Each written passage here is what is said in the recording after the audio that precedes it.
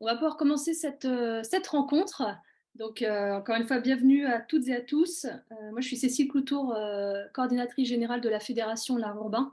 Et donc, je vais animer cette présentation qui va durer environ 1 heure et demie avec les différents intervenants et intervenantes qui m'accompagnent aujourd'hui, et notamment Jeanne Vinot, qui est donc la rédactrice de cette étude nationale sur les festivals d'art urbain et qui va se présenter juste après. Avant de rentrer dans le vif du sujet, moi, je voulais remercier évidemment les participantes et les participants. Jeanne Vinot, qui est à l'initiative de cette étude, avec Sébastien Lys, qui est aussi présent à nos côtés aujourd'hui et qui est donc cofondateur du festival La Belle Valette à Pressigny-les-Pins et membre du conseil d'administration de la Fédération de l'Art urbain. On a aussi à nos côtés donc Mélodie Parise, qui est donc présidente de l'association Digital Street Art France, basée à Cayenne en Guyane, et qui va pouvoir présenter l'état de ses recherches sur l'art urbain dans les Antilles et en Guyane, et Mathias Braise, qui est donc cofondateur de Teenage Kicks, association à Rennes, membre du conseil d'administration de la fédération, et qui a aussi mené une étude sur l'art urbain en Bretagne et qui nous fera état de l'avancement de ses recherches. Et merci aussi donc à Maxime Bigot qui m'épaule aujourd'hui pour l'animation de cette rencontre.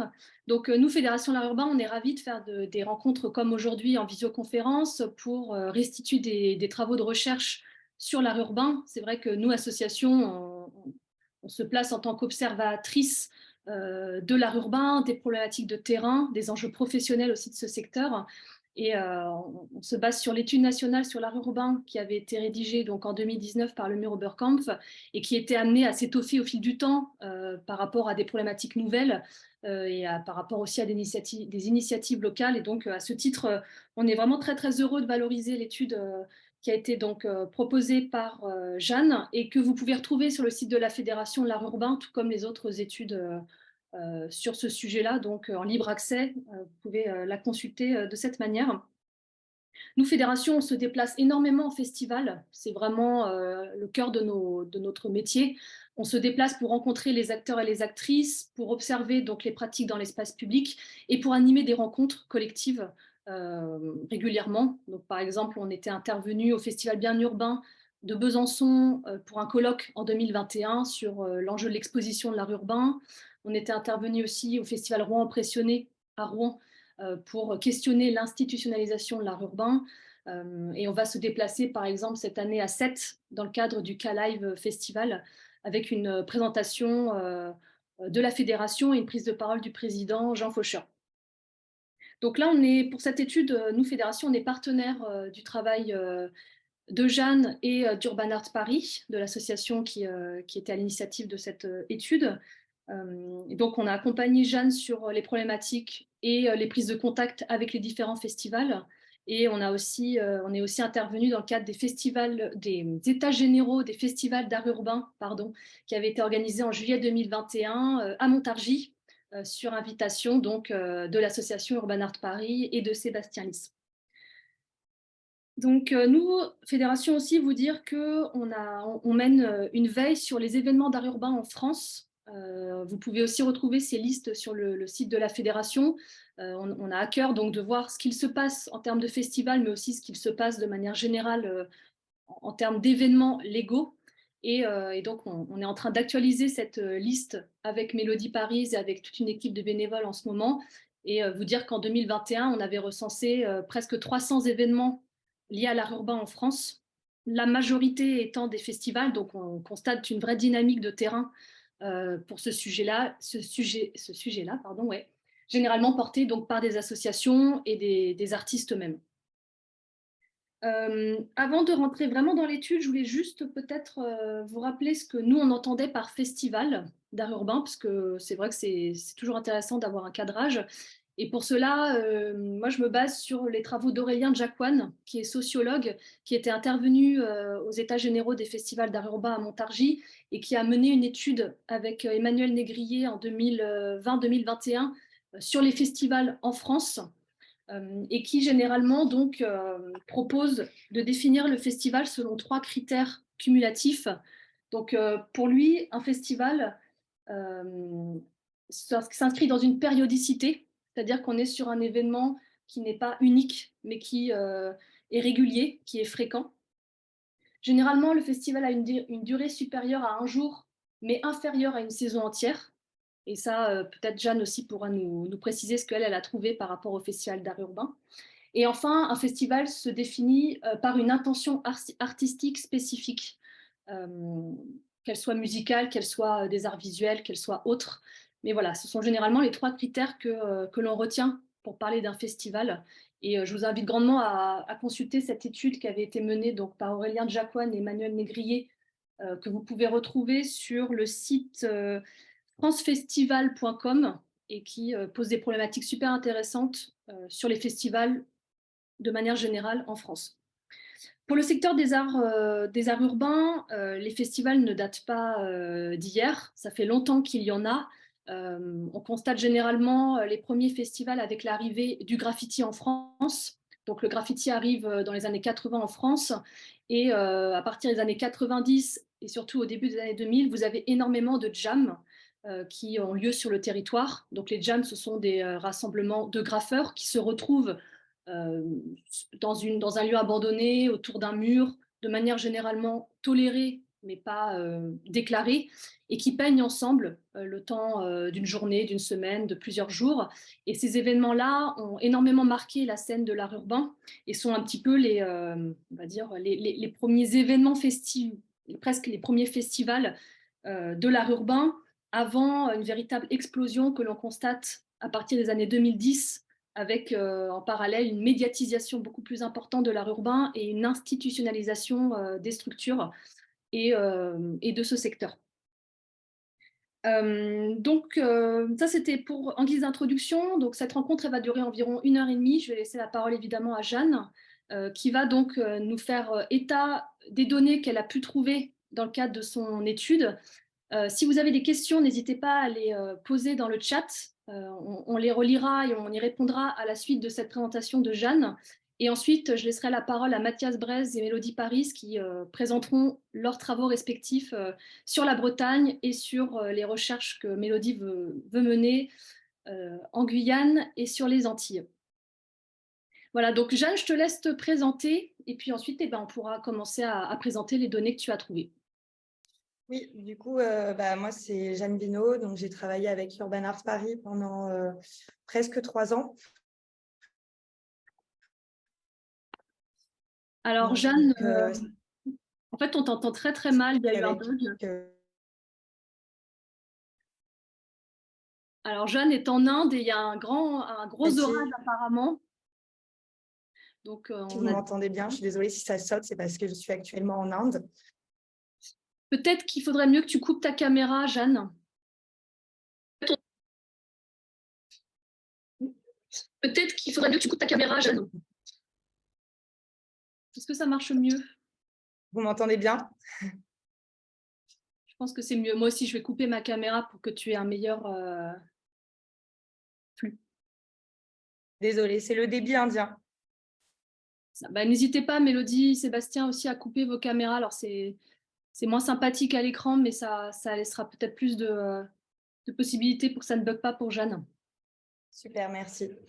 Donc, du coup, pour me présenter brièvement, j'ai fait une licence information et communication et un master culture et communication à Toulouse.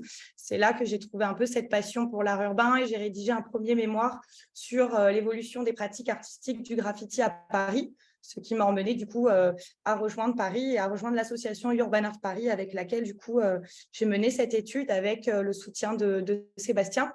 Donc, pourquoi cette étude? D'abord, c'est venu d'un constat externe. On a vu vraiment de plus en plus de festivals d'art urbain fleurir un peu partout sur le territoire. Donc, ça allait vraiment du petit événement, comme tu as pu le rappeler, des jams de quartier, comme tu as pu le rappeler, Cécile, au plus gros festival qui s'étendent vraiment dans la durée avec des line-up importants, etc. Donc, on était amené vraiment à se dire qui ils étaient, comment est-ce qu'ils fonctionnaient, comment est-ce qu'ils se caractérisaient, comment est-ce qu'ils pouvaient être subventionnés, quels étaient en fait leurs profils. Et puis, un point de vue plus interne, on va dire, parce on est organisateur de festivals, donc du label Valette, et on voulait voir quelles étaient les problématiques qu'on pouvait rencontrer en commun, quels étaient les enjeux différents selon les territoires. Donc, c'est tous ces questions questionnements qui nous ont emmenés à lancer cette étude. On l'a commencé en mars 2021. Donc, grâce à la liste des festivals apportés par la Fédération de l'art urbain, on a pu les contacter. Donc, bon, cette liste, elle est non exhaustive, bien sûr, et puis aujourd'hui, elle mériterait sûrement d'être mise à jour. Donc, nous, on s'est concentré vraiment sur les associations. Donc, de cette liste, on a sorti 95 associations, je crois, organisatrices de festivals. Donc, on a commencé par envoyer des questionnaires sur Google Forms par mail. Et puis, on a fini de rédiger cette étude en mars 2022 avec au milieu donc, une partie qualitative avec des états généraux des festivals d'art urbain, comme a précisé Cécile dans l'introduction. Donc, c'est pour ça qu'il y a une partie quantitative et une partie qualitative. Par rapport à la méthodologie, on est parti sur des questionnaires à choix multiples, où il y avait vraiment une grande partie dédiée aux caractéristiques du festival, donc sur les budgets, sur les infrastructures, sur les activités proposées, etc. Après, il y avait une partie vraiment sur l'économie du festival, où là, on avait mis l'option ne pas répondre, parce qu'on sait que des fois, voilà, il y en a certains qui préfèrent garder ces données pour eux, chose qu'on peut comprendre. Donc, on avait mis cette option-là. Et bien sûr, il y avait aussi la catégorie « Autres » qui nous a permis…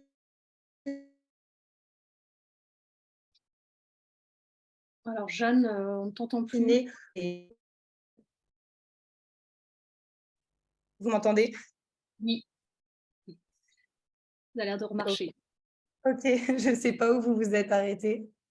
Non, mais c'est bon, on a tout entendu. Désolée de t'avoir coupé. Non, non, pas de souci, n'hésite pas si ça recoupe. Donc, du coup, avec cette catégorie autre, on a pu reajuster les graphiques parce que forcément, Google Forms, ça permet d'avoir des graphiques, mais les étudier en tant que tels, ce n'est pas vraiment possible. Donc, il faut les retravailler sur Excel. Enfin, on a dû les retravailler sur Excel. Et puis après, voilà, on a croisé des données avec Excel, ce qui a permis de comparer ces données entre elles. En termes de difficultés, je pense que ça a été surtout dans les relances pour vraiment convaincre les gens aussi de répondre à cette étude, qu'elle allait vraiment être utile ou du moins que leurs données allaient vraiment être utilisées. Donc ça, c'était la seule difficulté rencontrée. Alors, merci Jeanne pour cette introduction.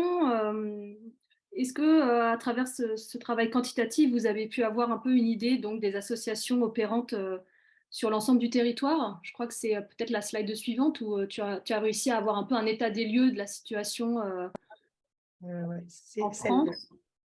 Voilà, peut-être tu peux nous présenter un petit peu ce graphique? Oui, carrément. Donc, du coup, avec les résultats, j'ai pu faire un peu cette cartographie des festivals d'art urbain en France. Après, forcément, elle mériterait, je pense qu'aujourd'hui, elle est limite plus valable. Donc, bon, toutes les données doivent être mises à jour. Normalement, comme tu disais, Mathias, avant qu'on soit connecté, c'est très difficile d'être dans une bonne temporalité parce que les choses changent énormément. Mais du coup, on a pu quand même voir qu'il y avait des zones de forte concentration, donc forcément près des métropoles, donc, qui sont là en rouge, donc Paris, Bordeaux, Lyon et Toulouse. Mais il y a aussi des régions avec énormément de festivals. Et puis, on voit que les territoires plus ruraux, ou du moins avec moins de villes, ne sont pas non plus… ils appartiennent quand même au paysage des festivals d'art urbain en France. Pour la légende, donc en jaune, c'est les festivals recensés. Par exemple, donc dans les DOM-TOM, il y a uniquement la Réunion et la Guadeloupe. Donc en Guadeloupe, par exemple, il y avait un festival recensé, mais nous n'avons pas eu de réponse. Et à la Réunion, par exemple, on en a eu 3 sur 3.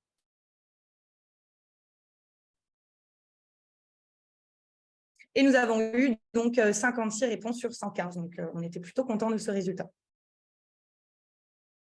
Donc là, pour préciser un petit peu, Jeanne, c'est vraiment une recherche qui a été uniquement consacrée aux associations organisatrices de festivals. Donc là, tu n'as pas pris en compte, dans cette étude, vous n'avez pas pris en compte les festivals organisés par des collectivités territoriales, par exemple. Voilà. Après, pourquoi les associations? Parce que nous-mêmes, en étant association, on trouvait ça plus intéressant et puis on trouve que c'est les plus actives aussi sur les territoires. C'est des structures particulières qui ont souvent un manque de reconnaissance alors que c'est les plus actives sur le terrain et qui sont aussi en contact avec énormément d'acteurs. Donc, c'est pour ça qu'on a choisi ça. Et puis aussi, par praticité, parce que ça aurait été très compliqué de diviser le questionnaire en statuts différents, ça aurait été un peu plus compliqué. Donc, co-organiser avec une collectivité, là, c'est vraiment un graphique qui mériterait d'être prolongé, de poser différentes questions à ceux qui ont répondu oui. Donc, il y a un tiers des répondants qui co-organisent le festival avec une collectivité. Donc, qui sont-ils? On ne peut pas vraiment répondre à cette question parce qu'on a seulement posé celle-ci. Mais voilà, ça mériterait d'être en tout cas éclairci. Mais on a pu voir que c'était tout de même des profils qui étaient très différents, donc du petit au gros budget. Et 3 de ces festivals ont un budget de plus de 200 000 €, donc ce qui est quand même énorme par rapport au Festival d'art urbain, ça on le verra plus tard. Donc voilà, ça mériterait d'être un peu plus étoffé. De toute façon, cette étude, pour compléter ce que tu dis, Jeanne, était aussi une invitation à poursuivre les recherches. Voilà, c'est une première base, un peu comme l'étude nationale sur l'art urbain avait été rédigée, pour amener à compléter ces études qui sont très, très, très minces, ou en tout cas, on en a très peu, en tout cas pour le milieu de l'art urbain. Complètement, oui. Alors peut-être, oui, tu peux nous présenter d'autres statistiques que l'on retrouve dans l'étude et que tu peux commenter. Oui, alors là, c'est vraiment quelques graphiques que nous avons sélectionnés avec Cécile pour leur pertinence, mais voilà, il y en a beaucoup d'autres dans l'étude. Si ça vous intéresse, vous pourrez la consulter en ligne. Donc, tout d'abord, la durée des festivals. On a des profils très différents. Vous allez voir à chaque fois que toutes les données, ça présente des profils qui sont vraiment très différents dans l'art urbain. Et on suppose que dans le paysage des festivals également. Donc là, vous pouvez voir que la majorité des festivals d'art urbain se déroulent sur plus d'une semaine, ce qui est relativement quand même très étendu. Si on compare ça, par exemple, au festival de musique, où on est sur des festivals de 1 jour, 2 jours, 3 jours, 4 jours. Là, voilà, on a même plus d'1 mois, 1 mois. Et autres, comme je vous ai mis, c'est quand ils se déroulent sur plusieurs week-ends consécutifs. Donc là, on est vraiment sur des formats très spécifiques.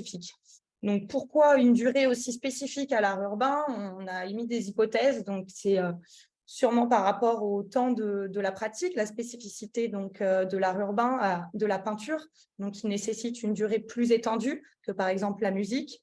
Donc ça c'est directement lié au temps de résidence. Et ces temps de résidence, la grande question par rapport à la définition de l'art urbain, est-ce qu'on les intègre ou non au festival? Par exemple, nous, sur le label Valette, on est sur un festival qui dure en fait 2 jours de festivité, mais avant ça, il y avait 3 mois de résidence artistique. Nous, par choix, on n'a pas intégré ce temps de résidence artistique dans la durée du festival, mais certains peuvent le faire, ce qui est tout à fait légitime. Donc là, ça remet un peu en question la définition du festival telle qu'Aurélien Jacquan l'a définie dans son livre, par justement les caractéristiques propres à l'art urbain. Et puis, le troisième facteur, la troisième hypothèse, c'est peut-être aussi dû à une limite humaine et budgétaire, économique, qui provoquerait en fait un étalement du festival. Ce ne sont que des hypothèses et il y en a peut-être plein d'autres. Concernant donc le lieu du festival, quand on entend festival d'art urbain, on imagine des festivals qui sont bien sûr dans des zones urbaines. Donc là, on voit qu'il y a 47% de ces festivals qui sont en zone urbaine et 36% sont en zone rurale ou en périphérie. Donc, ça peut paraître logique, mais en fait, quand on additionne les zones rurales plus les zones en périphérie d'une zone urbaine et donc, la périphérie, pardon, plus la zone rurale, en fait, on a plus de la moitié de ces festivals qui sont en dehors des zones urbaines. Donc, ça montre quand même que voilà, les festivals d'art urbain ne sont pas ancrés dans l'urbain, mais au contraire, ils vont aller dans tous les territoires qui soient ruraux ou périphériques. Bien sûr, il y a aussi la spécificité des festivals itinérants. Juste avant ça aussi, je ne l'ai pas mis dans la slide, mais il y a la question des activités présentes dans les festivals. Donc le graphique est un peu, il y a énormément de données, donc il n'est pas très agréable à regarder. Mais je voulais juste faire un petit rappel qu'en fait, dans les festivals d'art urbain, il y a énormément d'activités qui sont proposées et qui sont liées à la peinture, mais qui ne sont pas directement des performances, comme des initiations au graffiti, au pochoir, etc., des espaces d'exposition, des visites guidées, des concerts, évidemment, des contests, des compétitions de graffiti, mais aussi des conférences, des projections, des stands qui peuvent être culinaires, créatifs ou autres, aussi des espaces de rencontres et même des sports extrêmes. Donc, tout ça, ça montre vraiment la pluridisciplinarité du milieu des arts urbains et qui est souvent lié avec les cultures urbaines.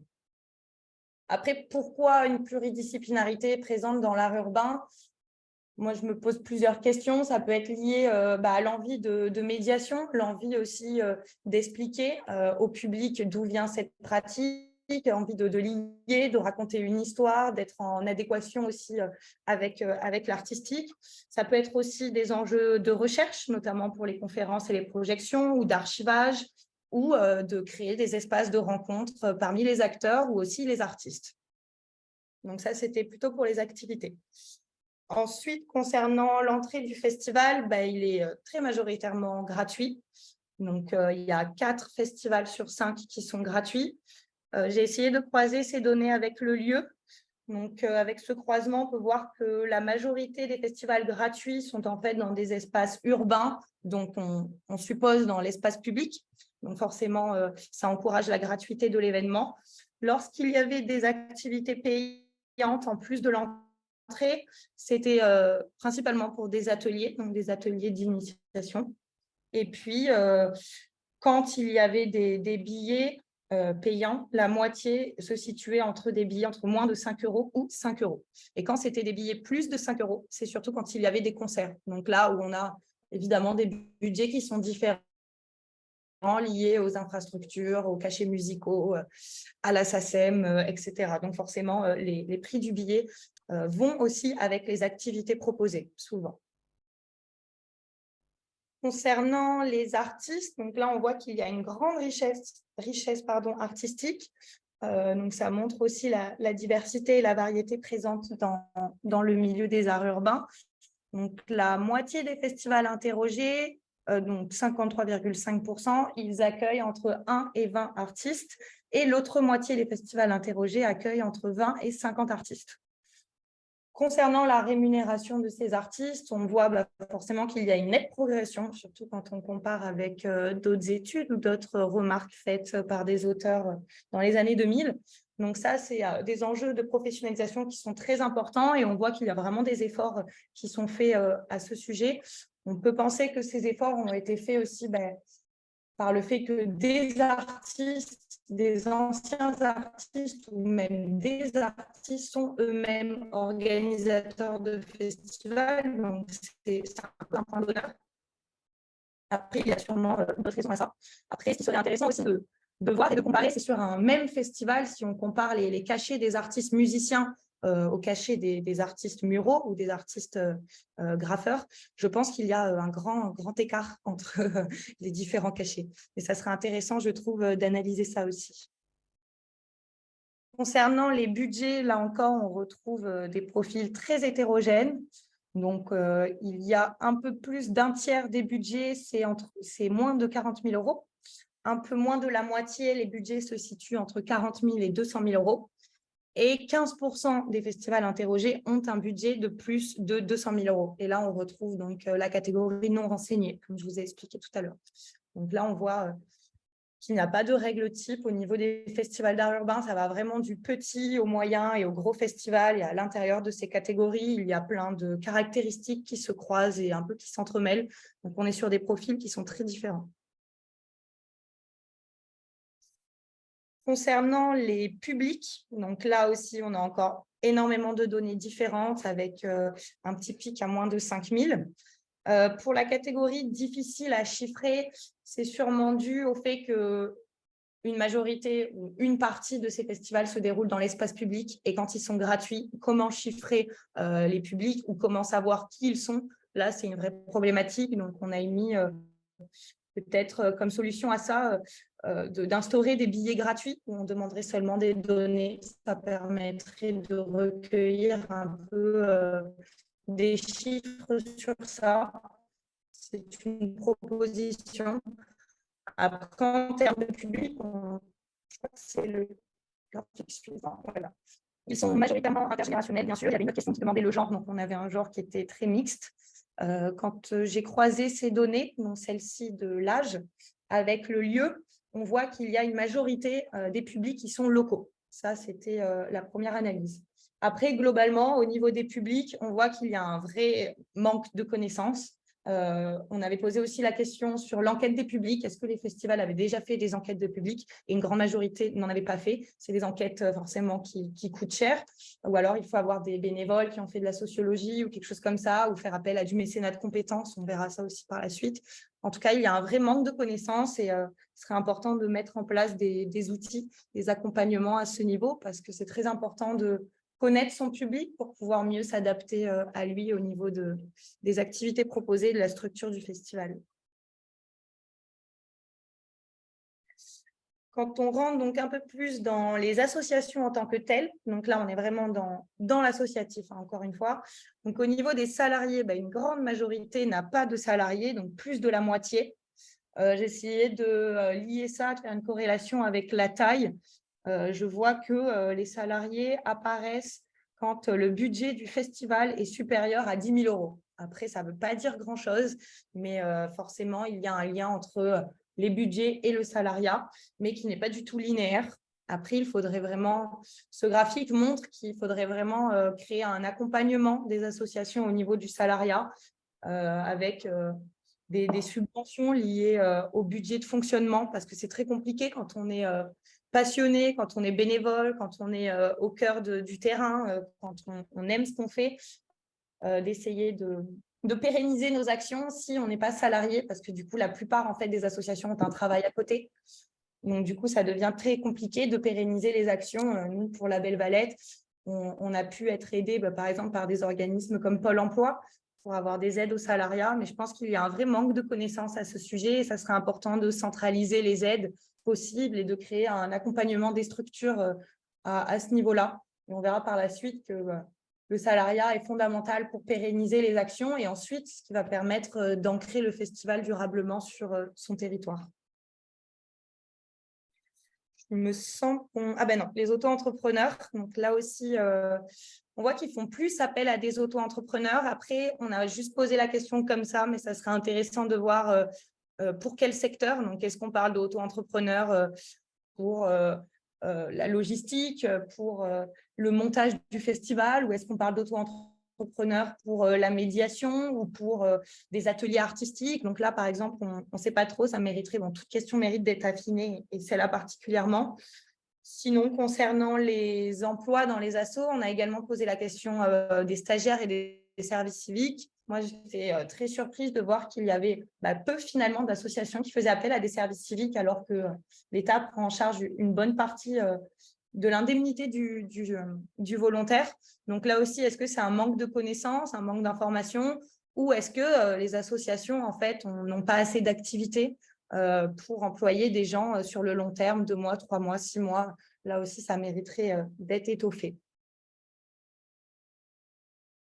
Donc, on arrive à la fin de cette partie. Pour conclure brièvement, comme vous avez pu sûrement le remarquer, les festivals d'art urbain, c'est vraiment des objets qui sont très hétérogènes, avec des formats assez spécifiques dus à la pratique, au temps de résidence, etc., avec des formes assez uniques, directement liées aussi à la pratique. Et ils sont en tout cas pluridisciplinaires et intergénérationnels. Je te laisse la main, Cécile. Oui, c'est vrai que je voulais pas trop t'interrompre parce que parfois il y a eu des petits bugs lors de ta prise de parole, mais on a vraiment réussi à entendre l'essentiel. Peut-être pour compléter ce que tu disais, merci en tout cas pour cette présentation des premiers chiffres. Moi, en lisant l'étude, j'ai été vraiment surprise de la zone de l'espace de proposition de ces festivals. C'était un des premiers graphiques que tu montrais en précisant qu'il y a énormément de festivals qui ont donc lieu dans des zones rurales. Ça vient un petit peu de manière oxymorique questionner l'art urbain en son identité propre. Mais ce qu'on constate généralement, c'est que lorsqu'on a des festivals qui s'organisent dans ces zones rurales, c'est qu'on a souvent un support bâti remarquable ou en tout cas qui crée une identité propre à ces festivals. Ces festivals. Ouais, alors, il y a un écho chez toi, Jeanne, mais je continue quand même. Donc, peut-être pour donner un exemple, le label Valette Festival se situe autour d'un château. Le festival de la Carrière se trouve dans une carrière de pierre. On a souvent en fait un point de référence en bâti qui donne aussi vraiment corps à ce festival-là et c'est un sujet qui sera intéressant à creuser par la suite. Donc n'hésitez pas, si vous avez des questions, vous pouvez continuer vous pouvez les poser dans le chat et puis on les fera remonter à Jeanne. Et puis peut-être, Jeanne, je te laisse poursuivre sur la question plus spécifique de l'économie des festivals d'art urbain, sachant que c'était un sujet que nous, on avait pu aborder avec le festival Peinture Fraîche à Lyon. On avait fait une rencontre sur ce sujet. On a un replay qui est disponible sur le site de la fédération et c'était intéressant parce qu'on avait confronté des points de vue entre des associations organisatrices de festivals, des artistes, et puis nous, on était venus questionner un petit peu cette économie par rapport aux premiers chiffres qu'on avait soulevés dans l'étude de 2019. Donc, Jeanne, je te laisse la main sur cette partie économique. Oui, ça va, vous m'entendez toujours bien. Ça va. Mais peut-être, j'ai l'impression qu'il y a un bug quand tu changes. Mais peut-être, j'ai l'impression que tu changes. Ah, d'accord, ok. Peut-être laisser un temps entre là, c'est la fin, mais laisser un petit temps quand tu fais un changement de slide. Ok, entendu. Donc, oui, par rapport à leur système économique, donc on a vraiment une mixité. C'est un peu les opérateurs, enfin, les organisateurs de ces festivals, on arrive vraiment à avoir une capacité à croiser des financements. Donc, il y a d'une part l'importance de l'autofinancement et des partenariats. Donc, par autofinancement, on entend la billetterie, bien sûr, quand le festival n'est pas gratuit, des recettes propres. Donc là, on n'avait pas demandé un détail, mais par recettes propres, on entend souvent les activités de l'association qui sont menées en dehors du festival. Donc, si le festival a un lieu fixe et du coup, il vend peut-être des œuvres, peut-être qu'il vend aussi du merch, peut-être qu'il fait des projets dans des écoles. Enfin, ça peut être plein de choses différentes. Et bien sûr, la buvette du festival qui est souvent une grande source de revenus. Donc ça, c'est pour la partie autofinancement, qui représente d'ailleurs la moitié du budget. Pardon, c'est important à spécifier, ce qui est quand même énorme. Pour l'autre moitié, il y a forcément les partenariats, donc les partenariats qui sont souvent locaux. Et les partenariats, ils peuvent être matériels, évidemment. Donc là, on pense à la peinture, au spray, à tout ce qui est la nacelle, ça peut être même l'essence, ça peut être de la nourriture pour des résidences artistiques, ça peut être énormément de choses différentes. Et immatériels, par exemple, des partenariats dans la presse. C'est un exemple parmi tant d'autres. Par rapport au mécénat, donc, il y a très peu d'associations qui font appel au mécénat. Si on compare, par exemple, au milieu de l'art contemporain, où le mécénat est vraiment très sollicité, il y a un vrai manque dans l'art urbain à ce niveau-là. Donc, il devrait avoir il y a un besoin d'accompagnement pour plus de résultats à ce niveau-là. Je pense notamment au mécénat de compétences, où la plupart des associations ne savent même pas qu'il existe et qu'il est possible. Et là, ça peut être un vrai accompagnement, par exemple, dans la rédaction des appels à projets, les rédactions des demandes de subventions. Parce que souvent, quand les organisateurs sont, par exemple, des anciens artistes ou qui n'étaient pas forcément dédiés à se retrouver dans l'événementiel et dans tout ce qui est chargé de projet, des fois, il y a un manque de compétences et on est souvent amené en tant qu'organisateur à jongler entre différentes casquettes, communication, marketing, et puis on peint un petit peu avec les artistes, etc. Donc, je pense que des fois, il y a aussi un besoin d'accompagnement de compétences à ce niveau-là, et aussi lié à la formation. Forcément, il y a une grande majorité des festivals qui sollicitent des aides financières publiques. Il y en avait quelques-uns quand même qui avaient déclaré ne pas en solliciter. Donc, ces aides publiques, elles viennent souvent de la ville. On va voir ça dans la prochaine slide. Comment est-ce qu'on départage les subventions. Et on avait quand même posé la petite question du déficit économique après le festival. Et j'étais très étonnée, un peu apeurée même du résultat. Il y a 44% des associations interrogées qui déclarent avoir eu un déficit l'année précédente.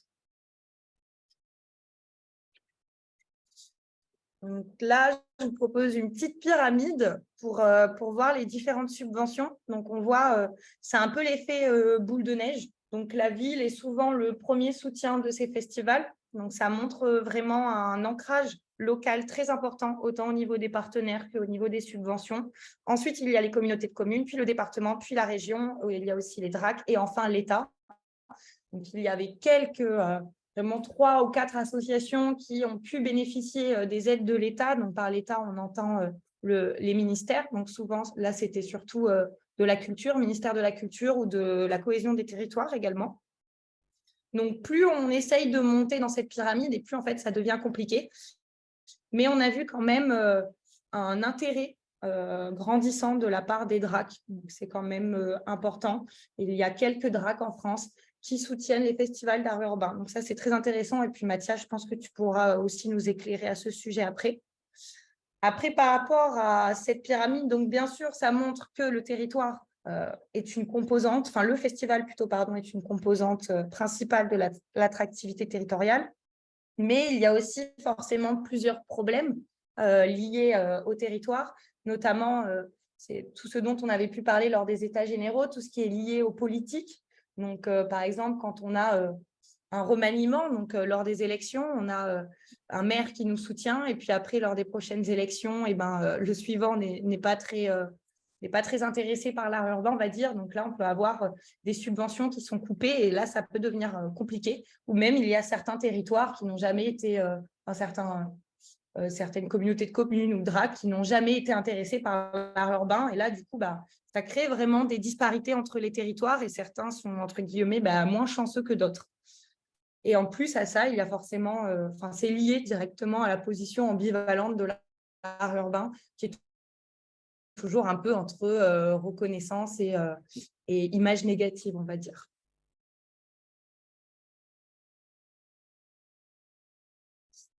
Ça, c'est pour la dernière partie du questionnaire. Donc, c'était, on interrogeait les festivals sur les moyens d'ancrage qu'ils pouvaient avoir sur leur territoire. On a vu que c'était une partie où les associations qui ont répondu n'avaient pas l'air d'être très à l'aise. Donc, on avait par exemple des « je ne sais pas ». En même temps, c'est peut-être compliqué d'estimer, d'être surtout de manière objective. On est souvent la tête dans le guidon sur le terrain, mais en fait, on ne voit pas vraiment quels effets positifs ou négatifs on peut avoir sur ce même territoire. Donc, c'est pour ça qu'on trouvait ça intéressant, cette partie. Donc, on voit bien sûr que l'ancrage territorial, il se fait surtout par l'appel à des structures associatives locales. Donc là, ça peut être pour des ateliers, ça peut être pour plein de projets qui sont sociaux et culturels. Par exemple, on a travaillé avec des missions locales, ça peut être énormément de choses différentes. Et bien sûr, par les partenaires, les prestataires, des visites guidées, tout ça, ça va contribuer à ancrer le festival sur son territoire. Et tout ça, ça crée un petit peu un écosystème. Et cet écosystème, on va voir dans une autre partie, qui peut être plus ou moins, parce que des fois, l'ancrage, il est en one-shot, il est instantané, mais c'est difficile de le faire pérenniser sur du long terme. Je te redonne la main, Cécile. Oui, pour compléter cet enjeu territorial des festivals, j'ai souvenir qu'aux États généraux des festivals d'art urbain organisés à Montargis, vous aviez donné la parole à Emmanuel Dreyfus, qui est journaliste, et qui avait mené une enquête sur la question de l'attractivité locale, et qui avait souligné en effet les effets positifs et les effets pervers de cet intérêt pour les acteurs locaux par rapport au festival. Et peut-être en dire 2 mots. Selon elle, les effets positifs des festivals étaient évidemment une mise en récit des paysages urbains, une mise en récit de l'identité d'une ville avec des habitants qui peuvent être fiers d'un festival qui représente aussi leur ville. Ça permettait une meilleure accessibilité à l'art en l'emmenant dans des quartiers qui sont éloignés parfois de la culture, et aussi une meilleure transversalité dans l'aménagement du territoire de la culture, et aussi une meilleure transversalité dans l'aménagement du Jeanne, je te coupe le micro parce que ça me fait un écho, donc j'essaie de reprendre la main. Désolée pour ces petits bugs d'Internet. Donc voilà, les effets positifs, enfin, le dernier point était parfois un travail en transversalité auprès des collectivités territoriales qui, tout d'un coup, travaillent entre différents services municipaux, entre un aménagement du territoire, entre une action sociale et entre un secteur culturel. Et ça, c'était les effets positifs mis en avant par Emmanuel Dreyfus, avec donc des points aussi de vigilance, des points un petit peu plus pervers. Le risque parfois pour un festival de se voir récupérer sur un plan politique. On a des exemples, par exemple, de festivals qui ont été portés de manière tout à fait autonome par des associations qui ont eu un certain succès, et tout d'un coup, on a des municipalités qui ne s'en souciaient guère, et tout d'un coup voient l'intérêt, et tout d'un coup récupèrent aussi parfois une communication, mettent en avant ce festival, alors même qu'ils n'en sont pas à l'origine. Le risque aussi parfois d'une cosmétique urbaine à faible coût, en réalisant par exemple des événements qui coûtent assez peu cher. On sait bien que dans les arts visuels, les budgets sont moindres par exemple que dans le spectacle vivant. Donc il y a un risque fort, une tentation importante de vouloir valoriser cet art de manière assez légère sur un plan économique, et la précarité des associations dont parlait Jeanne le souligne. Et aussi parfois un risque de standardisation des esthétiques, c'est-à-dire que parfois on constate que vous avez des festivals dans aux quatre coins de la France avec le même type d'artistes invités, des artistes reconnus au plan international ou national, des artistes cotés au marché de l'art.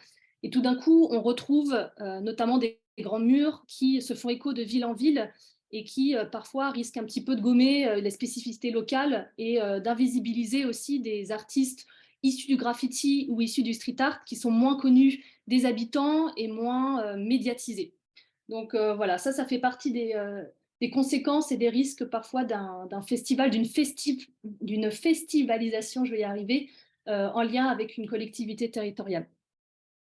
Donc Jeanne, je te redonne la main. Je t'avais coupé le micro parce qu'il y avait des échos.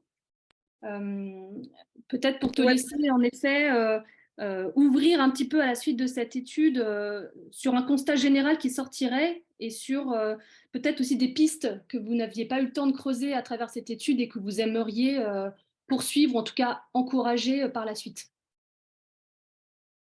Merci Cécile pour ce complément. J'espère que vous m'entendez bien. Oui, Vous m'entendez? oui, tout à fait. Ok.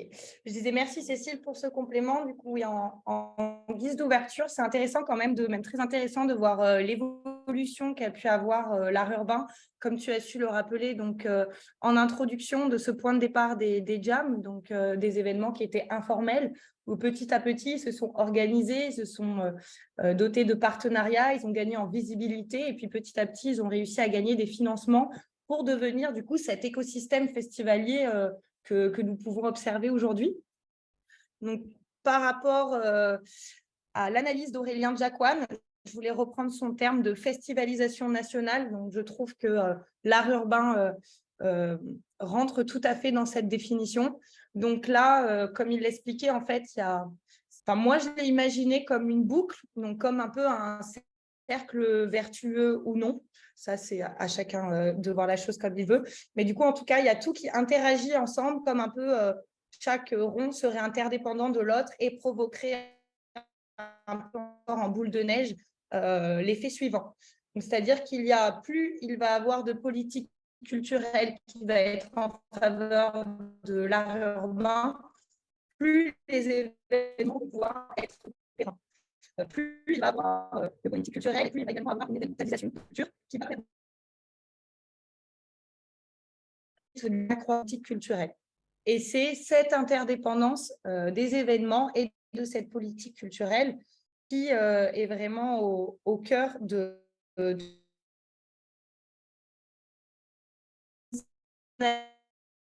événements dans avec l'apparition de temps forts des festivals et puis surtout saisonniers, on entend bien sûr l'été. Mais bien sûr, ça, c'est pour la partie plus générale, mais il y a des spécificités quand même qui sont liées aux arts urbains. Donc, comme tu as pu le rappeler, la spécificité première de l'art urbain, c'est qu'il gravite autour d'un lieu qui est un peu le centre névralgique et la caractéristique première de ce festival. Donc, qu'il soit château, qu'il soit carrière, qu'il soit dans la ville ou qu'il soit dans une ruralité. Ces lieux sont des espaces de création, de diffusion, parfois et souvent d'attractivité et parfois de redynamisation de ces territoires. Donc, il y a vraiment un rapport au temps et surtout à l'espace, mais au temps également. Et c'est ce temps qui va permettre de pérenniser ou pas et d'ancrer ou pas ce festival dans le territoire, comme on a pu le voir précédemment.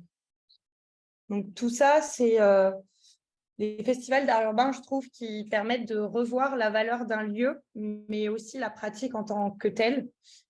Mais comme tu as pu le rappeler, comme Emmanuel Dreyfus l'avait rappelé, il faut faire attention de ne pas tomber dans l'instrumentalisation de cette pratique. C'est-à-dire que l'art urbain, des fois, il peut être, comme tu as pu le dire, il peut être utilisé à d'autres fins qui sont loin de la passion, loin de l'artistique et qui vont seulement rentrer dans des enjeux d'attractivité et pour accroître une visibilité sur un territoire. Pour terminer cette ouverture, pour moi, ce sont les 3 points principaux que je tire de cette étude. Donc, au niveau des politiques culturelles, les enjeux touristiques et, comme j'ai pu l'expliquer, bien sûr, la professionnalisation des équipes pour encore pérenniser les actions.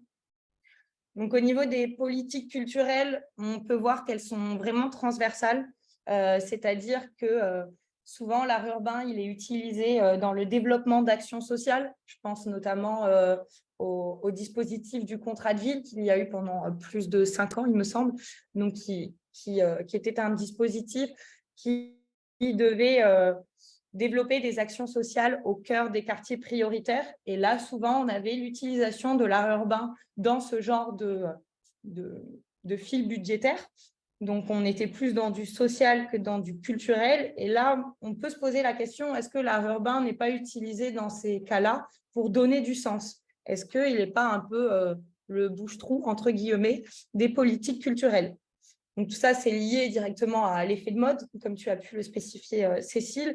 Donc, ça, est-ce que c'est un effet de mode ou est-ce que sur du long terme, est-ce que dans 10 ans, les effets positifs de l'embellissement urbain pourront encore être importants ou est-ce qu'on ne verra plus que les effets négatifs?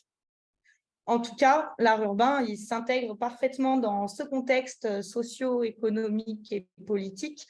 Et ça a permis l'émergence de cette contre-culture. Donc, on peut dire qu'il y a vraiment des effets négatifs et pervers, autant d'un côté extérieur, le social, politique et culturel a su utiliser l'art urbain, mais l'art urbain en a quand même tiré des effets positifs. Concernant les enjeux touristiques, l'une des particularités, surtout des territoires ruraux, c'est la manière comme on a pu le voir, de tisser des partenariats entre les différents territoires avec des méthodes qui sont très différentes de celles des villes ou des métropoles. Et je trouve que c'est ce qui est le plus intéressant dans l'art urbain. Et l'art urbain, par son inscription aussi dans l'espace public, il permet de créer ces liens.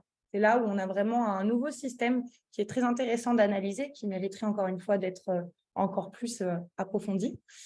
Et il y a différents rôles qui vont s'intégrer dans ce processus, comme par exemple celui du département, qui peut être celui d'accompagner les territoires ruraux, là où par exemple des villages n'ont pas forcément de services culturels. Je pense néanmoins, notamment au témoignage de Elsa, couronnée de l'association CISART, qui nous a fait part d'une expérience qu'elle a vécue, celle de monter un projet urbain, un petit festival au cœur d'un village de 200 habitants. Et pour elle, c'était très compliqué parce qu'il n'y avait pas forcément de compétences, il n'y avait pas forcément de services culturels adaptés à monter ce genre de projet. Mais néanmoins, par le tourisme, on peut arriver quand même, on a pu voir qu'on peut arriver à financer la culture. Donc, on a pu le voir par différents exemples. Il y avait aussi, lors des états généraux des festivals d'art urbain, le témoignage très intéressant de touristes témoignages.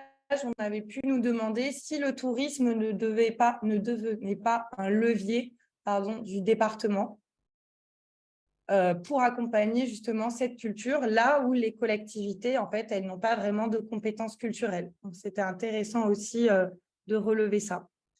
Et la professionnalisation, je pense que j'en ai suffisamment parlé, enfin, j'aurais rien à rajouter à ce sujet. En tout cas, quoi qu'il en soit, les festivals d'art urbain, ils semblent devenir un objet touristique qui permet d'acquérir quelques retombées économiques et de devenir une vitrine sur le territoire. Mais il faut vraiment faire attention à son usage. Et ce qui est important aussi, c'est d'ancrer le projet dans l'espace public, de ne pas le calquer. On a aussi évoqué le mot de parachuter. Je trouvais ça intéressant le fait de parachuter un événement, donc par exemple prendre un événement à Paris et essayer de le parachuter, je ne sais pas, à Avignon, ben ça forcément, ça ne peut pas marcher. On sait que l'art urbain, c'est avant tout des projets in situ qui sont aussi contextuels et qui se doivent d'être dans l'interaction. C'est pour ça qu'il est important de vraiment créer son projet avec le territoire, avec ses habitants, pour qu'ensuite il puisse vivre en adéquation avec son environnement et éviter du coup tout ce qui est parachutage ou bien sûr cosmétique urbaine. Voilà. Merci beaucoup, Jeanne. Peut-être que tu peux arrêter le partage d'écran pour laisser un temps de questions et de remarques des uns et des autres par rapport à cette première partie de présentation.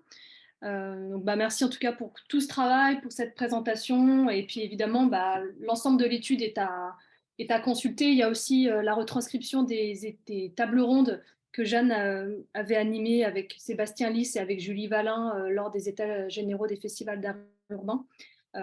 Et donc, avant de donner la parole à Mathias Oran et à Mélodie Paris, on voulait peut-être savoir si vous aviez déjà des questions ou des remarques pour Jeanne par rapport à tout ce qu'elle a évoqué dans cette première partie.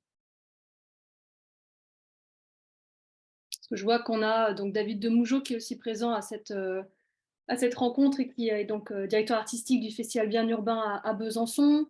On a aussi peut-être d'autres acteurs et d'autres actrices qui ont une expérience de festival qu'ils souhaiteraient partager. Donc peut-être Maxime, si ça te va, je te laisse nous lire les questions et puis comme ça Jeanne pourra y répondre. Oui, alors, donc, il n'y a pas eu beaucoup de questions pour cette première partie. Mais là, il y a donc David qui demande, donc je ne comprends pas très bien en quoi travailler pour un objectif social, entre parenthèses, contrat de ville, serait plus gênant que pour un objectif touristique.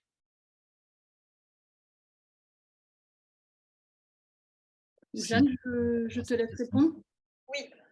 Alors, je ne sais pas si je me suis mal exprimée, mais je ne voyais pas quelque chose de gênant là-dedans. C'était surtout pour accentuer le fait qu'il y a vraiment des financements qui sont croisés et que tous les opérateurs se doivent de croiser ces financements. Et de l'autre côté, plutôt du niveau des politiques culturelles, qui utilisent souvent l'art urbain dans des politiques qui normalement devraient être sociales et plutôt à destination, en tout cas, de quelque chose de moins culturel et qui souvent, ils utilisent l'art urbain pour arriver à leur fin, entre guillemets. Mais après, moi, de mon point de vue, je trouve ça beaucoup moins gênant, pour reprendre ton terme, de faire des projets sociaux et culturels que des projets qui seraient purement touristiques. Après, c'est des choix différents. Mais en tout cas, il y a souvent ce jeu qui est fait et l'art urbain est souvent utilisé dans des subventions plutôt sociales pour arriver à trouver des financements plutôt que de développer des subventions qui seraient purement culturelles. Je ne sais pas si c'est un peu plus clair.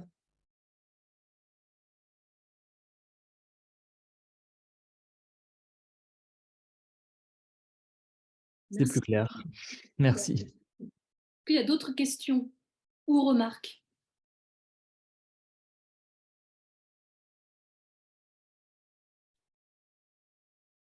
Écoutez, si il n'y en a pas à ce stade, évidemment, vous pouvez continuer d'écrire ces questions et puis Maxime nous les lira. Je vais peut-être laisser la parole donc à Mathias et Mélodie. Vous pouvez peut-être mettre votre caméra parce que je pense que Internet fonctionne mieux de votre côté. Donc on est très heureux aujourd'hui d'être tous présents.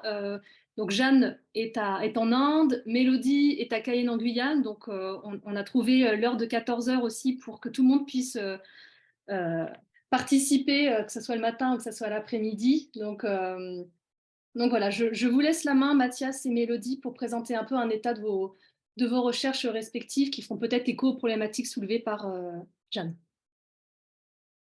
Oui, bonjour. Tu veux commencer, Mélodie, peut-être?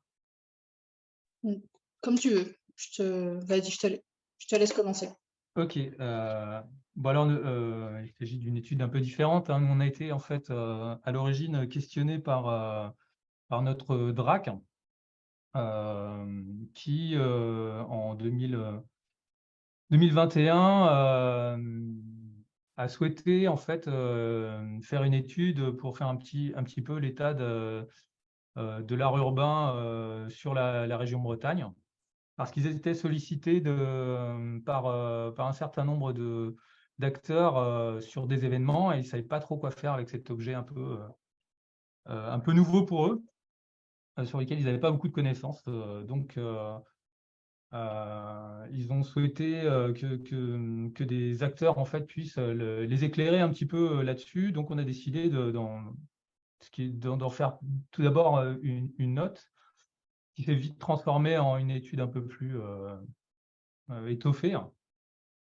En fait, la base du questionnement de la DRAC, c'était de savoir sur le territoire breton quels sont les acteurs, les lieux, les artistes, les réseaux, comment se répartissent un petit peu sur le territoire régional tous ces acteurs, avec quelle diversité, quelle était leur économie, et puis quelles étaient les forces, faiblesses et les enjeux de l'art urbain en Bretagne. Nous, on a fait un petit peu avec les moyens qu'ils nous ont donnés, hein. C'est une étude qui a commencé en mars-avril de l'année dernière et qui se termine maintenant. On n'a pas encore rendu cette étude, mais je vais pouvoir vous la décrire un petit peu. Donc là, je n'ai pas de slide à vous présenter pour l'instant. C'est un peu tôt. On souhaite faire pouvoir montrer cette étude en fait pour octobre prochain. Là, nous, ce qu'on va rendre, c'est un petit peu le résultat de notre enquête à la DRAC directement. D'abord, on était une petite équipe, puisque l'idée de cette étude, ce n'était pas forcément d'avoir un point de vue sociologique, mais plutôt d'avoir un point de vue vu de l'intérieur. Donc moi, j'ai jamais fait d'études de ma vie, enfin d'études, je n'ai pas fait des grandes études déjà, d'une part. Et puis ce genre d'études, ce n'était pas du tout dans mon cursus. Donc je me suis entouré de Aude Le Sceau, qui est docteur, qui a un doctorat justement, et qui a étudié les arts urbains, notamment par la partie graffiti à Montréal et en Bretagne. Et Laura Théa, qui est urbaniste culturel. Et on a débuté cette étude ensemble. Tout d'abord, on s'était basé un petit peu sur l'étude d'art urbain qui a été faite par Le Mur, avec l'idée de questionner les artistes en Bretagne. Et pour ça, il a fallu choisir un panel, en fait, et qui on interrogeait en tant qu'artiste urbain. Donc, il a fallu qu'on définisse un petit peu. Alors, l'idée, c'était d'avoir un axe professionnalisation. C'est-à-dire qu'il ne s'agit pas d'étudier l'art urbain dans toute sa globalité. Je ne vois pas l'intérêt d'étudier la pratique illégale pour un document qu'on devait rendre à la DRAC. Même si on n'écarte pas complètement cette question-là, hein, mais on s'est principalement interrogé sur les artistes en professionnalisation ou voie de professionnalisation. Et pour établir le panel, on s'est basé surtout sur nos réseaux et nos connaissances. Moi, en tant qu'artiste, j'avais déjà une partie d'un réseau que je connaissais bien, puis en interrogeant les autres associations et les autres artistes sur le territoire régional, on a réussi à faire un petit listing de 70 artistes à qui on a transmis un questionnaire, qui était un questionnaire qui était assez comparable à celui de l'étude de l'art urbain qui avait développé Le Mur, avec quelques petites différences, mais bon, c'était en gros quels étaient les niveaux d'études, de formation, les pratiques, les revenus, l'économie, les collaborations avec les secteurs privés ou le secteur public, quelles sont les aides publiques qui peuvent avoir sollicité, ou quelles sont aussi les difficultés qu'ils ont pu rencontrer, ou les demandes de formation qu'ils peuvent avoir. L'idée, c'est aussi, à travers ce questionnaire, de pouvoir avoir une comparaison avec d'autres études qui ont eu lieu, notamment auprès des plasticiens, une étude qui a été réalisée en 2019 par une association qui s'appelle Art Contemporain en Bretagne et qui a interrogé les plasticiens justement sur une partie de ces thématiques-là. Bon, quand on a voulu faire la comparaison, on s'est retrouvé avec un biais quand même, c'est que les questions ne sont pas toujours posées de la même façon et que surtout le panel n'était pas vraiment le même, puisqu'ils ont interrogé 1050 artistes plasticiens. Nous, on a interrogé 70 artistes qui sont aussi artistes plasticiens pour certains, mais qui ont une pratique vraiment d'art urbain. Alors, on s'est dit comment est-ce qu'on définit l'artiste d'art urbain? Peut-être en se basant sur des artistes qui volontairement ont travaillé dans l'espace public. On souhaitait d'abord travailler dans l'espace public d'une manière totalement indépendante et qui ensuite ont essayé d'en tirer un revenu d'une manière ou d'une autre.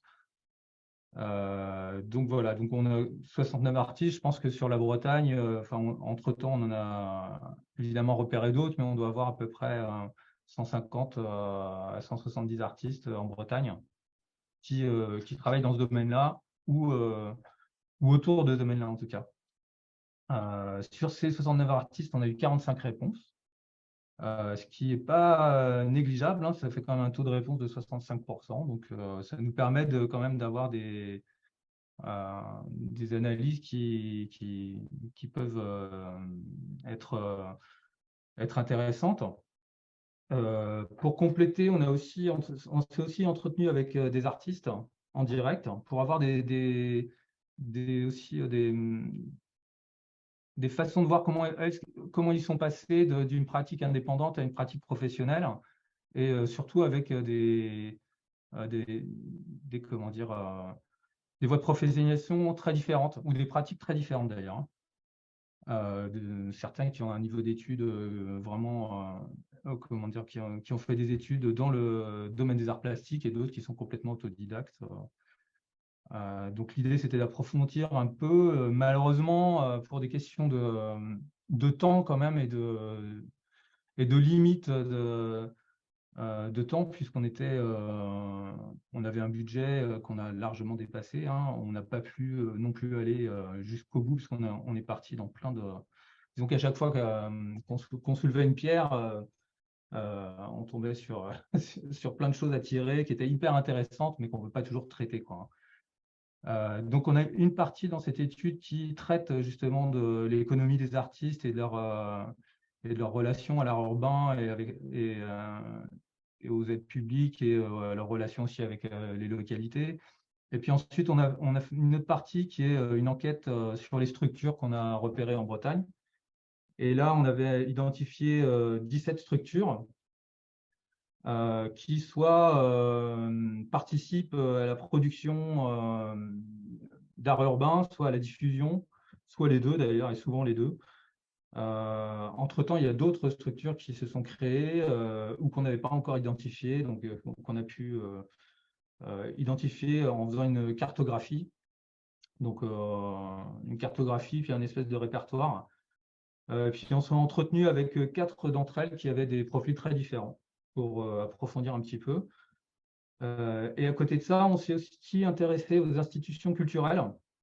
Donc, on a interviewé un centre d'art, un musée, une ESSAB, l'école des beaux-arts de Rennes, une galerie aussi privée, pour connaître un petit peu l'environnement justement économique des artistes dans toute sa largesse, mais aussi l'environnement qu'ils ne connaissent pas, ou dans lequel ils ne sont pas toujours...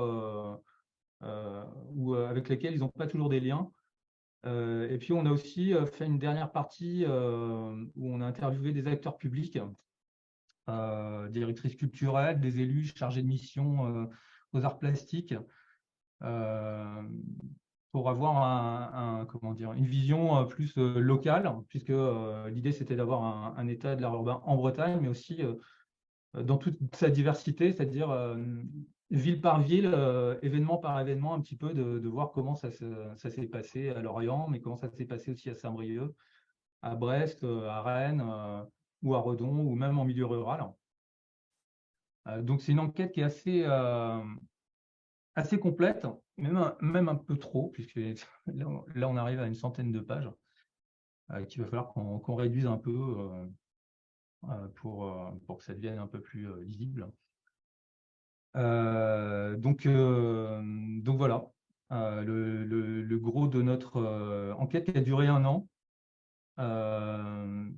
Donc, on a commencé donc sur cette partie artiste avec une analyse des réponses qui ont été faites et ce comparatif qu'on a fait avec l'étude d'ACB. Donc, ça nous permet quand même d'avoir des choses intéressantes, notamment sur les questions des revenus des artistes ou de leur formation, et de faire la comparaison aussi avec les artistes plasticiens. Et là, par exemple, il y a une donnée qu'on voit, mais que j'avais déjà moi constaté de mon côté avant, c'est que, par exemple, les artistes d'art urbain, finalement, qui sont en majorité des autodidactes, s'en sortent pas plus mal, voire beaucoup mieux que les artistes plasticiens, ont un meilleur niveau de revenus, bien qu'ils aient, par exemple, un niveau d'études inférieur. Alors là, c'est un panel de 70 artistes, hein. Il faut savoir que dans le panel qui a été interviewé par ACB, ils se sont basés sur les étudiants qui sortent d'études d'art, qui n'ont pas forcément une pratique déjà professionnelle, donc qui peuvent avoir parfois un résultat négatif, c'est-à-dire qu'ils produisent des œuvres, mais que ça leur coûte. Et nous, dans notre panel, par exemple, on n'avait pas ce genre de profil, quoi.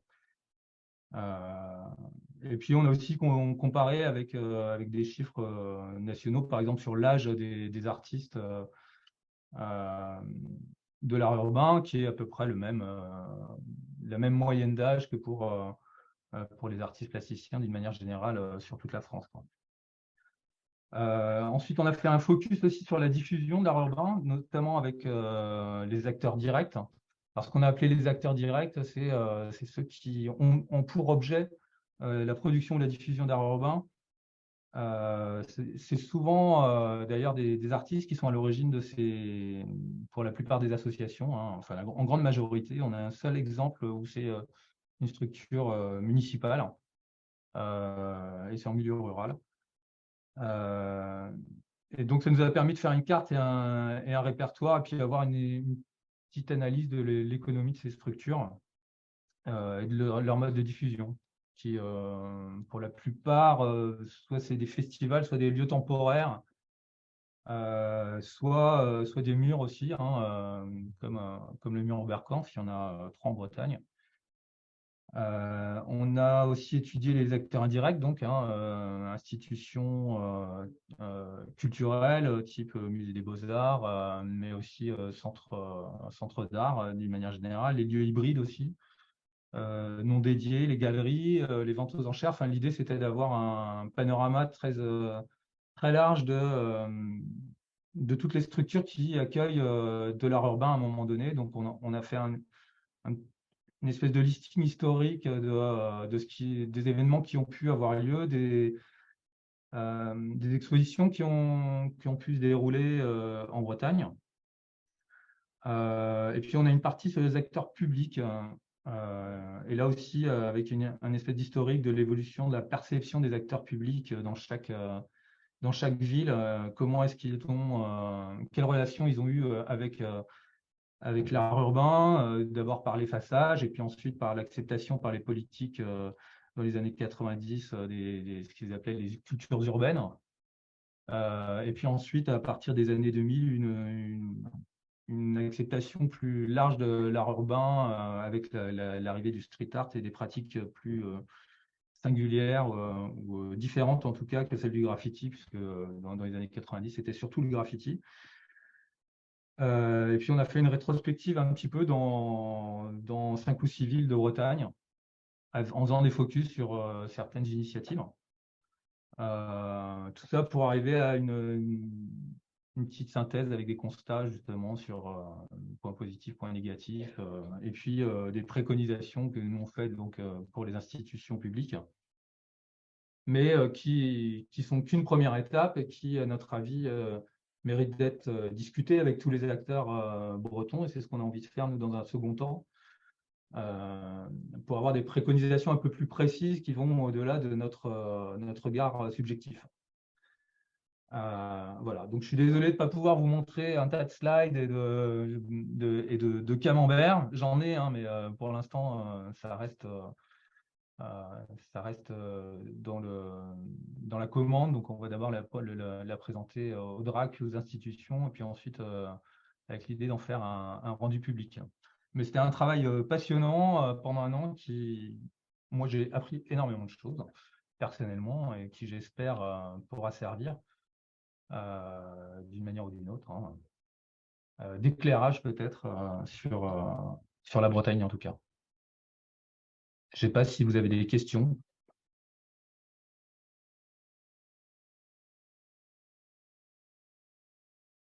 Alors, il y avait une question de David, un peu sur le fil, entre les deux présentations. Merci pour cette présentation d'ailleurs. Alors, du coup, la question de David, c'était côté financement culturel. Côté financement culturel, y a-t-il eu des comparatifs avec les autres disciplines? Donc, si l'un ou l'autre veut répondre à cette question. Avec les disciplines des arts plastiques, tu veux dire, hein, je pense que tu parles de ça. Nous, on ne l'a pas faite parce qu'on n'avait pas ces données-là. Il aurait fallu qu'on interroge les structures. Alors, si on veut parler du spectacle vivant, évidemment, la comparaison, je peux la faire en regardant les doses de subventions qui peuvent être données dans ma ville, hein. Le spectacle vivant, ça représente une part énorme. C'est difficile de comparer parce qu'en fait, dans les arts visuels, dans les arts plastiques, on n'a pas du tout le même mode économique. En fait, dans les arts vivants, on a beaucoup d'intermittents, ce qui veut dire des masses salariales qui sont énormes. Et donc, je pense que c'est ça qui fait aussi le poids, mais on est bien en dessous, en tout cas, financièrement, dans les soutiens, en tout cas, du spectacle vivant, quoi. Mais là, ce n'est pas une étude, hein, c'est un constat de ma part, quoi.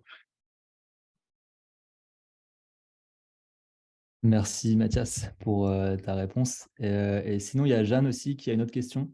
Il y a Jeanne qui demande comment la DRAC va utiliser cette étude à ton avis. Bonne question. Bah, écoute, je pourrais te répondre dans quelques mois peut-être. L'idée pour eux, c'est peut-être d'arriver à voir quels sont comment ils peuvent distinguer dans les arts visuels, l'art urbain, des arts plastiques d'une manière générale, mais aussi de la photographie. Et d'ailleurs, dans les discussions, dans les rencontres qu'on a eues avec eux, on a eu beaucoup de comparaisons dans le mode économique des artistes avec celui de la photographie, où beaucoup de photographes ont une activité de photographie, une activité commerciale qui leur permet d'avoir une activité artistique. Et on a constaté aussi que dans le milieu des arts urbains, mais il y avait beaucoup d'artistes qui avaient, à côté de leurs pratiques personnelles, des pratiques plus commerciales, de décoration, par exemple, qui leur permettaient aussi de subvenir à leurs besoins. Et c'est pour cette raison-là, je pense qu'on a beaucoup d'artistes qui arrivent à vivre de leur art, comparativement à un panel d'artistes plasticiens.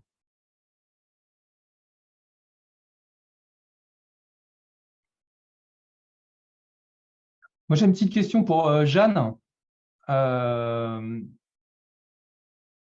Dans ton étude, enfin, c'est dommage parce que j'aurais bien aimé pouvoir m'appuyer là-dessus, mais il y avait la question, qui est une question un peu récurrente, de la présence des artistes féminines dans les programmations. Et malheureusement, cette question n'a pas été abordée. Je pense qu'on a dû peut-être je ne dois pas être le premier à te le dire. Et je pense que ça mériterait aussi une étude en soi, quoi, sur justement les programmations des festivals, quel est le contenu parfois, et pourquoi justement on arrive à cette standardisation. Non, tu es le premier à me faire cette remarque, mais, mais oui, c'est vrai complètement. C'est une autre question à part entière et un sujet qui est souvent sur le tapis quand on fait des programmations en tant que curateur ou organisateur. Mais ouais, après, moi, j'ai un peu peur aussi de la discrimination positive par rapport à la question des représentations des femmes. Ça, c'est que mon avis. Après, c'est bien d'en parler, c'est bien de vouloir l'égalité, mais en tout cas, oui, ça mériterait complètement d'être analysé. Surtout, ça doit être intéressant de connaître le point de vue des organisateurs à ce sujet. pense que du côté des institutions publiques, c'est encore un autre point de vue. Donc, ça doit être…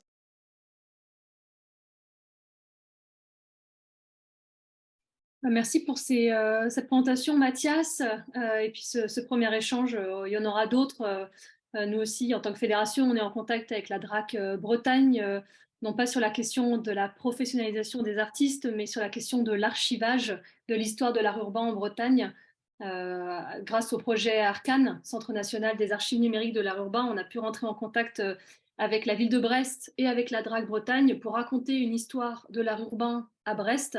Et on voit bien qu'on a beaucoup de chance d'avoir la DRAC Bretagne qui porte un regard intéressé sur l'art urbain, ce qui n'est pas toujours le cas de la part des différentes DRAC. Donc c'est toujours à saluer de voir qu'il y a un accompagnement et des subventions aussi de projets qui sont données dans ce cadre-là auprès des professionnels et des associations compétentes. Je vois que l'heure file, donc je vais peut-être laisser la parole à Mélodie pour compléter un petit peu ce panel d'études finalisé, en cours, à lancer, avec donc un projet que tu mènes depuis la Guyane. Oui, tout à fait. Merci Cécile. Avec mon association, contrairement à Mathias, nous on a fait c'est moi qui suis allée demander en fait au DRAC de réaliser une étude sur l'art urbain aux Antilles-Guyane. Donc c'est vraiment 4 territoires, la Guadeloupe, Saint-Martin, la Martinique et la Guyane. Et je suis partie du constat que les artistes ultramarins en fait, sont peu invités lors des festivals, peu représentés dans les galeries, dans les foires, qu'elles soient dans l'Hexagone ou au niveau national. Et l'idée, c'était vraiment de comprendre pourquoi. Et donc, actuellement, je vais être soutenue par les DRAC de Guadeloupe, Martinique, Guyane et certaines régions et collectivités parce qu'ils sont intéressés également de comprendre pourquoi leurs artistes sont peu diffusés et en même temps intéressés de comprendre comment fonctionne leur mouvement ce mouvement artistique sur leur territoire. Ils sont vraiment en demande de données et d'analyses parce qu'ils sont vraiment dans même pas une restructuration, mais en structuration des filières artistiques au niveau régional. Et donc, pour mener cette étude, moi, j'ai vraiment fait le choix de réaliser des études qualitatives. Donc, je vais me déplacer dans chaque région sur une durée de 10 jours à 1 mois en fonction du nombre d'acteurs pour aller les rencontrer. Vraiment, c'est vraiment le choix de créer du lien en fait avec chacun d'entre eux. Donc, c'est très large. C'est vraiment la scène artistique de manière globale. Donc, à la fois des artistes, des agents, des associations qui portent des festivals, mais également des institutions, qu'elles soient culturelles ou publiques. Vraiment comprendre quelle est la place et le fonctionnement de chacun de ces acteurs, avec 3 grands objectifs. Donc, pour les artistes, vraiment comprendre leur parcours, quelles sont les difficultés qu'ils peuvent rencontrer, qu'est-ce qu'ils ont mis en place pour surmonter ces difficultés dans leur professionnalisation, pouvoir aussi définir le rôle et la nature de chacun de ces acteurs et comment est-ce qu'ils interagissent ensemble pour pouvoir mettre aussi en place une cartographie de ces acteurs sur chaque territoire.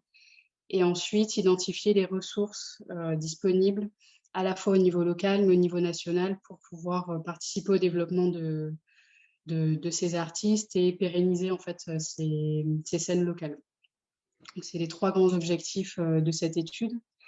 Et pour pouvoir m'accompagner, parce que j'ai également jamais mené d'études de ce genre, je me suis entourée de chargés d'études seniors qui sont spécialisés en culture, mais également sur chaque territoire, j'ai mis en place des groupes d'experts qui sont constitués à la fois d'artistes, d'acteurs de l'art urbain et aussi des acteurs de la ville, donc que ce soit des urbanistes ou des designers territoriaux, avec différents types de profils, à la fois pour ancrer cette étude dans chaque territoire, pouvoir aussi créer une dynamique locale et en même temps pouvoir aussi avoir des interlocuteurs qui ont un regard extérieur un peu critique, qui vont pouvoir aussi me challenger aussi sur cette étude. Moi, je vais leur partager mes retours et voilà, on pourra échanger ensemble là-dessus. Et aussi dans cette idée de créer une dynamique locale, en fait, on a aussi des problématiques qu'il n'y a pas ailleurs, c'est que, voilà, par exemple, la Guyane, si on veut aller au Brésil, qui est la frontière juste à côté, ben, en fait, on n'a pas d'avion et c'est 48 heures de voiture, pirogue, bus. Et pour atteindre la première ville à côté, donc on a aussi des problématiques de déplacement et d'enclavement de ces territoires. Et c'est aussi travailler à une régionalisation et voilà, pouvoir faire que les artistes se déplacent et voilà, on paye par exemple 1 000 € de billets pour faire Cayenne, Pointe-à-Pitre, alors qu'il y a 2 heures de vol. Et c'est scandaleux. Voilà, c'est comment est-ce qu'on travaille aussi à peut-être développer des bourses, à développer voilà, des nouveaux financements qui permettent aux artistes de se déplacer sur ces territoires. Et également en tant que relais de la fédération, voilà, pouvoir aussi accompagner ces artistes, ces structures dans leur développement, dans leur déplacement au niveau régional et local. Voilà, de manière un peu synthétique. Merci Mélodie pour cette présentation. Est-ce qu'il y a des questions?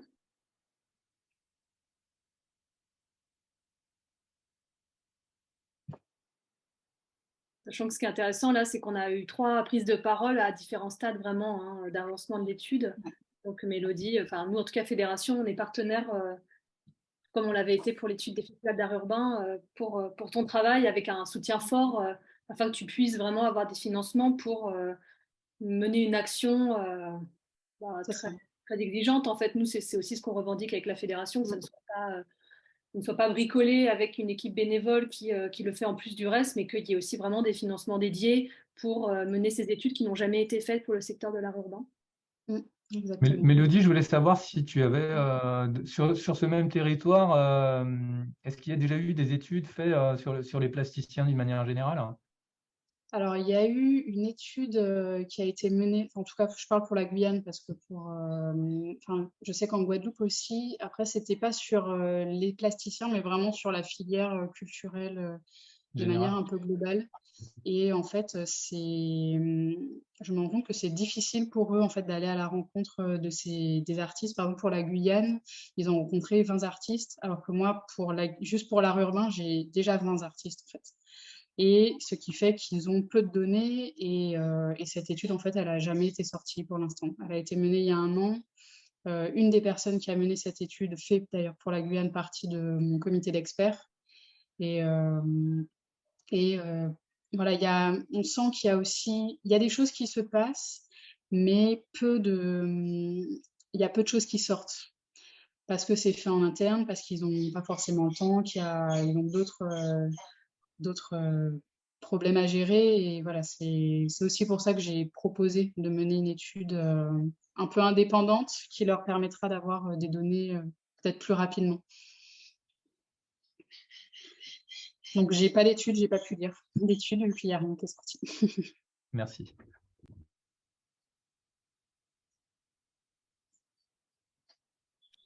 Est-ce qu'il y a une autre question? Et puis après, on pourra peut-être conclure cette rencontre. Une remarque, sachant qu'évidemment, enfin, Jeanne, Mathias, Mélodie, si moi j'ai d'autres questions qui reviennent, je me permettrai de vous les transmettre, bien entendu. Et ce qu'on souhaite faire, c'est de faire un travail de restitution aussi de ces travaux avec Mathias, sans doute à Rennes, et puis Mélodie, en fonction évidemment du calendrier qui sera donné. Voilà, c'est aussi un temps d'échange qui est important a posteriori. On digère aussi les données, on sait qu'il y a des choses qui évoluent très vite, mais voilà, c'est déjà une bonne base. Écoutez, peut-être que si ça vous va, on peut clôturer cette rencontre. Merci à toutes et à tous d'avoir été présents. Donc, cette rencontre sera en replay sur la chaîne YouTube de la Fédération, donc il ne faudra pas hésiter à la relayer à celles et ceux qui sont intéressés. Nous, on a à cœur aussi d'en faire part aux acteurs publics. Là, c'est vrai qu'ils étaient assez peu présents aujourd'hui, même si on avait quand même communiqué. Donc, l'idée aussi, c'est d'en parler autour de nous pour montrer qu'on est vraiment sur un secteur qui se professionnalise avec des acteurs et des actrices qui se motivent, qui réussissent à lancer des études alors même que ça n'est pas leur bagage universitaire. Et ça, c'est vraiment à saluer. Et puis nous, fédération, donc par rapport à ces festivals, donc comme je vous le disais, on va mettre à jour la liste des événements en France et à l'international avec l'aide de plusieurs bénévoles et notamment de Mélodie Paris qui est présente là et de Maxime Bigot qui travaille avec moi. Et on est très régulièrement sollicité par des commanditaires publics et privés qui souhaitent mener des festivals, en lancer. Et généralement, donc, on est là, non pas pour dire si c'est bien ou si c'est pas bien, c'est pas notre rôle, mais plutôt de souligner les points de vigilance à avoir pour ces festivals-là, concernant notamment la rémunération des artistes, dont a parlé Jeanne. On est vraiment sur une mouvance dans les arts visuels qui appuie en ce sens. Et nous, vraiment, on revendique une enveloppe spécifique pour les artistes, en dehors de toute enveloppe production, pour ne pas précariser la création contemporaine.